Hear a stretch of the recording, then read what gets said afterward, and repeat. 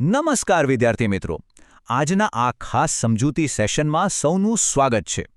આજે આપણે ધોરણ 9ના વિજ્ઞાન વિષયના ખૂબ જ અગત્યના એવા પ્રકરણ 3 પરમાણુઓ અને અણુઓ વિશે વાત કરવાના છીએ. તો ચાલો ફટાફટ આજના આ જ્ઞાનના સફરની શરૂઆત કરીએ. સંજય મેથ્સ એન્ડ સાયન્સ એકેડમીમાં આપ સૌનું હાર્દિક સ્વાગત છે. અહીંયા આપણે ગણિત અને વિજ્ઞાનના અઘરા લાગતા કન્સેપ્ટ્સને એકદમ સરળતાથી અને આકર્ષક રીતે શીખવાનો પ્રયાસ કરીએ છીએ.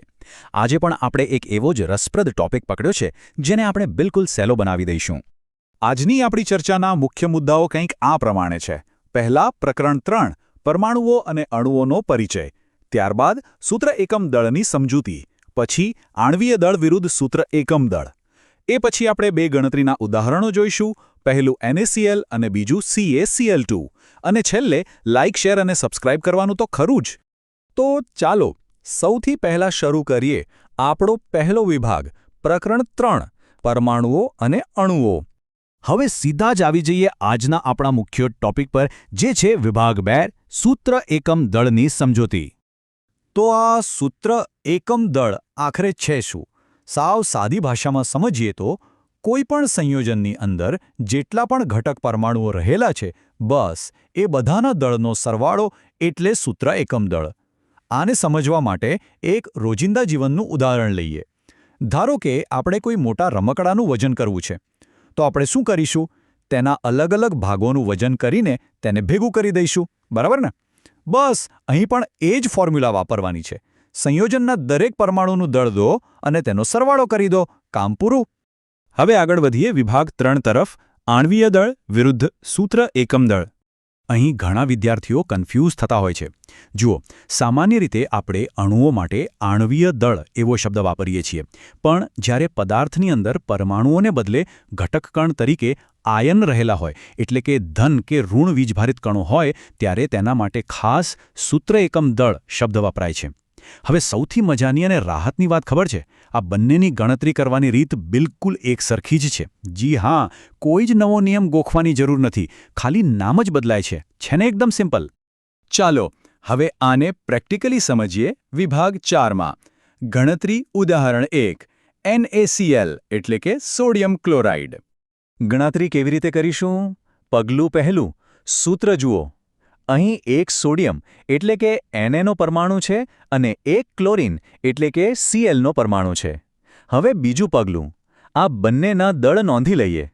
આપણને ખબર જ છે કે સોડિયમનું પરમાણ્વીય દળ 23U છે અને ક્લોરીનનું દળ 35.5U છે.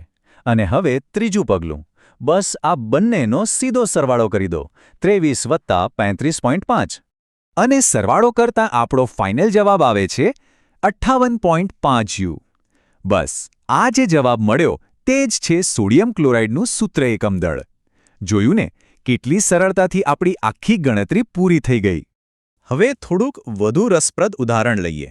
વિભાગ 5 ગણતરી ઉદાહરણ 2 CaCl2 એટલે કે કેલ્શિયમ ક્લોરાઇડ. ફરીથી એ જ મેથડ વાપરીએ. પગલું 1, સૂત્રમાં આપણે જોઈ શકીએ છીએ કે અહીં એક કેલ્શિયમ અને 2 ક્લોરીન પરમાણુઓ છે. પગલું 2, કેલ્શિયમનું દળ છે 40U અને ક્લોરીનનું છે 35.5U. હવે અહીં ત્રીજું પગલું બહુ જ અગત્યનું છે, ધ્યાન આપજો. અહીં સૂત્રમાં ક્લોરીનની નીચે 2 લખેલો છે, રાઈટ? એનો મતલબ એ થયો કે ક્લોરીનના દળને આપણે 2 વડે ગુણવા પડશે, એટલે કે 2 ગુણ્યા 35.5 તો આપણને મળશે 71. અને હવે છેલ્લું પગલું 4, કેલ્શિયમનું દળ 40 અને ક્લોરીનનું કુલ દળ 71. બસ આ બંનેનો સરવાળો કરી દેવાનો છે. અને 40 વત્તા 71 કરવાથી આપણો એકદમ શાનદાર જવાબ મળે છે 111U. તો આ થઈ ગયું કેલ્શિયમ ક્લોરાઇડનું સૂત્ર એકમ દળ. ટૂંકમાં વાતનો સાર એ છે કે જ્યારે પણ સૂત્રમાં કોઈ તત્વની નીચે કોઈ અંક લખેલો હોય તો તેના દળને સૌથી પહેલાં એ અંક સાથે ગુણી લેવાનું અને ત્યાર પછી જ સરવાળો કરવાનો. આ નાનકડો નિયમ જો મગજમાં બેસાડી દીધો તો સમજો કે ગણતરીમાં ક્યારેય ભૂલ નહીં પડે. તો ચાલો હવે આપણે પહોંચી ગયા છીએ આજના સેશનના અંતિમ પડાવ પર. વિભાગ 6 લાઇક, શેર અને સબસ્ક્રાઇબ. મિત્રો, જો આ કન્સેપ્ટ સમજવાની તમને ખરેખર મજા આવી હોય અને વિજ્ઞાન હવે થોડું સહેલું લાગવા માંડ્યું હોય, તો લાઇક બટન દબાવવાનું બિલકુલ ચૂકતા નહીં. સાથે જ આ ઉપયોગી માહિતી તમારા મિત્રો સાથે પણ શેર કરજો. અને હા, સ્ક્રીનના કોર્નર પર દેખાતા આપણા સુંદર લોગો પર ક્લિક કરીને અથવા સીધા જ આપણી channel Sanjay maths and science એકેડેમીને સબસ્ક્રાઇબ જરૂરથી કરજો, જેથી આપણે અઘરા વિષયોને આવી જ કલરફુલ અને આકર્ષક રીતે શીખતા રહીએ. હવે જતાં તમારા માટે એક નાનકડો સવાલ. આ બે ઉદાહરણો તો આપણે જોયા, પણ હવે પછી તમે કયા નવા સંયોજનનું સૂત્ર એકમદળ જાતે ગણવાની ટ્રાય કરશો? વિચારો અને પ્રેક્ટિસ કરતા રહો. ફરી મળીશું એક નવા જ રસપ્રદ ટોપિક સાથે. ત્યાં સુધી આવજો.